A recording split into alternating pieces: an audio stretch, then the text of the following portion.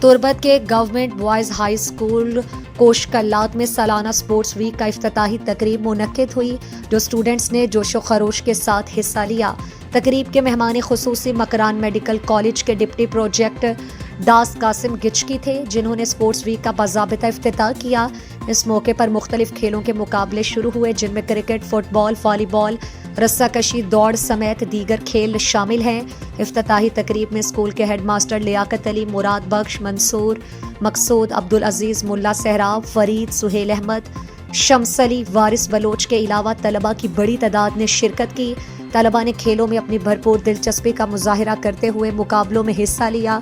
मेहमान खुसूसी कासिम गिचकी ने अपने खिताब में खेलों की अहमियत पर रोशनी डालते हुए कहा कि ऐसे इवेंट्स तलबा की ज़हनी और जिस्मानी नशोनुमा के लिए निहायत ज़रूरी हैं।